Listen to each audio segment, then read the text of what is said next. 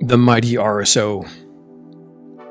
It's getting repurposed into a much larger project now.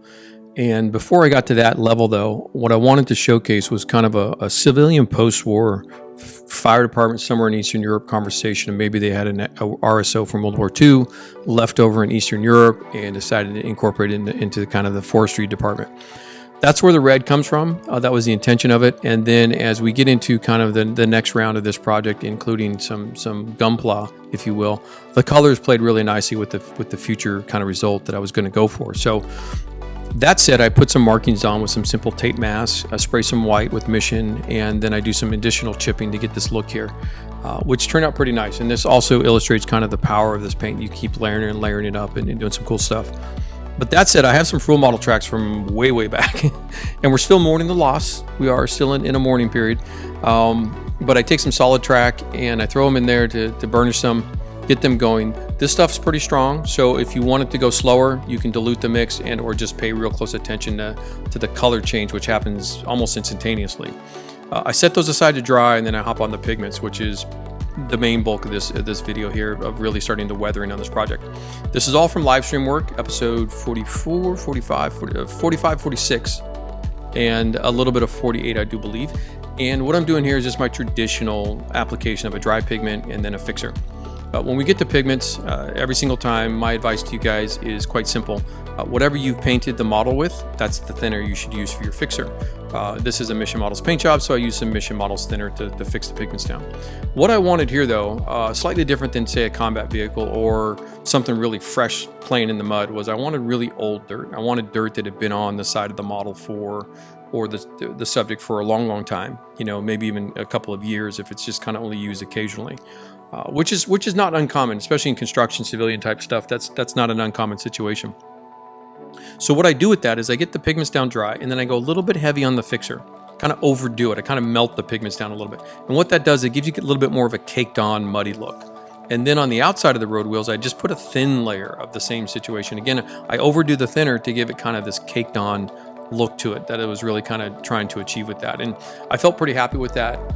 But one fun little thing to do to reinforce this is you want to add some kind of time element to this. Again, weathering's time. And weathering is all about the replication of a snapshot in the time and the lifespan of a particular subject.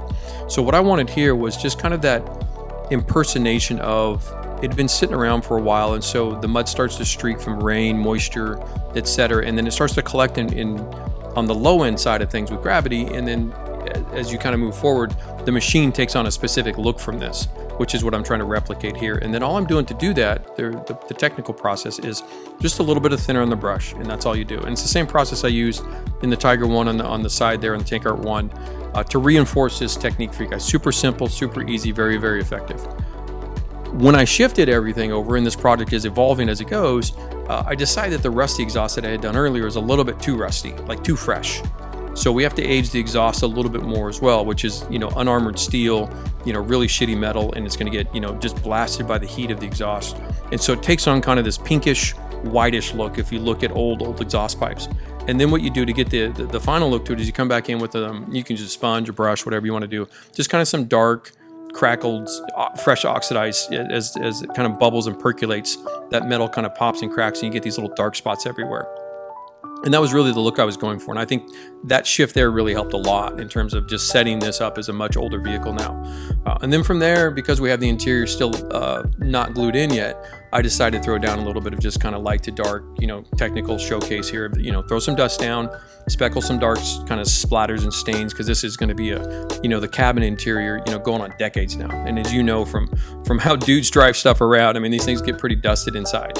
And that's what I'm showcasing there with a super simple light to dark. But also wanted to showcase too, oil paint rendering in particular, it's much more powerful than just pure weathering, getting stuff dirty.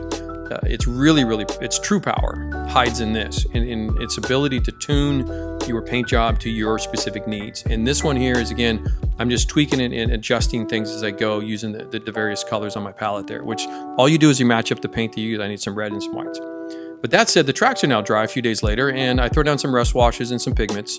Standard fare, nothing special, but I want to, again, just showcase an older, kind of maybe not used as often type of subject matter. And that's kind of where I was going with the direction of this. So I start to rust up the vehicle a little bit more. I apply a little bit of rust around the steel road wheels, you know, kind of get everything in situ how I wanted it. And kind of moving forward in time, I'm going to rust up that kind of side suspension spots in there, you can see. And then now that the interior is dry, I flip the thing over. And kind of to address, I get a lot of questions. I mean, everyone's like, hey, do you weather the bottom of your tanks and stuff? And the answer is yes, when it's necessary. I don't always do it because half the time you can't see, especially on a small scale. But RSO sits pretty tall. It's got a higher suspension. And so you can actually see under it pretty well. And just to showcase the technique, it's the same as you do on the sides. I'm not doing anything different. The trick to pigments in general is always have the surface that you're working on facing upwards so that gravity holds the dry pigments in, and then you can set the fixture down. And that's good for heavier work. But then on dust work like this, which I'm showing here in the interior, is it's really effective to take a little bit of the pigments and dust them on with the direct application and then mist on and spit the fixture down into the dust. And this is a technique I've shown for since Tank Art 2 on the M3 Lee, is in terms of how do you get kind of a gritty, realistic looking dust layer that's translucent and showcases kind of age and time over a course of the life of the vehicle. And that's what I'm trying to do there. I continue on with the hull while the interior is kind of drying off there a little bit. And one of the things I want to talk about too, to reinforce continuously, is the hairdryer. It's a really important tool. There's no reason to wait for most of this stuff to dry. And you can see here, that look right there is, if I could snapshot that, that's money. That's a fantastic look right there. We're half dry, half wet. Well, to capture that, to lock that in, I highly recommend taking some satin varnish, semi-gloss, whatever you like to call it. Don't use full gloss. Full gloss for this look here, where you want kind of like half dried wet mud, but not like super juicy. Semi-gloss is much more in scale. Gloss is too shiny. And you want that satin to kind of soak into the pigments a little bit. And then what it does is it stays darker and it gives just a sheen to it. And that gives you that kind of semi-dried look, which is really cool. And then from there, what I do is I continue with that kind of streaking effect all the way through this, because now I got to tie everything in. The whole entire lower chassis is almost done now. So these are the final steps to go through and kind of make sure everything's kind of exactly how you want them, including the interior, because you get that kind of overflow of dust a little bit. And a neat little trick is also take the paint thinner. You can cut that through the paint a little bit without chipping it too much if you're just kind of quick and fast. And you get these kind of really nuanced, aged, kind of just distress in the paint. You know, this thing again has been used for a long time. Burnish and polish the edges where the crew and the humans would interact with it, because that's going to shiny up a matte paint. And that's a real simple, effective way to go, especially something that's going to get closed up, you know, at the end. You're barely going to see that. And then lastly, what I do is address the conversation, because this is a live stream and I'm getting questions, is, hey Mike, how do you put oils over pigments? You know, do they work together? Conversation. That's also a very common inquiry. So I showcase, okay, we've got the dried lower hull. Let's come back in and throw down some fresh dust, and then really build up some additional lower chassis staining that happens on all sorts of machines. This is really common across the board. And this is a quick down and dirty, super efficient, hyper effective way to reproduce that through the oil palette. And all I'm doing there is just put the same light to dark. You guys have heard me talk about this a few times now. Put some fresh dust down into the pigments around the details, you know, pin washes, etc. And come back in with some speckling, which gives you your super hyper random, very effective, realistic kind of splashy look. And then as where pieces would have leaks or fills or drain off or collect, I just go a little bit darker and juicier, and again, come back in with the hairdryer and lock it all in place. And you can see you got kind of the difference between old dried mud, kind of some mud holding some moisture a little bit. It's kind of a mix of both, and that kind of overall look we're all really happy with. And so everybody on stream was super thrilled with that. Getting into the final bits of this, the lower chassis weathering was just kind of take this little nose. It's kind of like a boat. It's got a little bit of a reverse slope on the front of the RSO, so I flip it over and just kind of take the oils and come back in with a little bit of kind of wear and tear. It doesn't really stick itself in the mud too much. I wanted to have kind of that balance between the two areas. I wanted the mud to be kind of stuck where it really wouldn't be, you know, trouble too much. And then I finish off the streams with just a little bit of dry brushing with the OPR. And this is a highly effective technique, particularly for the final layers of dark as you get into kind of the exposed steel. And that's the full bulk of it. I mean, there you go. I mean, this was a fun bit of streaming.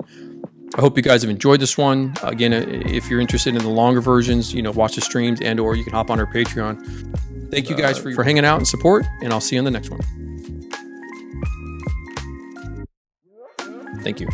Later. Bye. See ya. Okay, I'm out. Peace.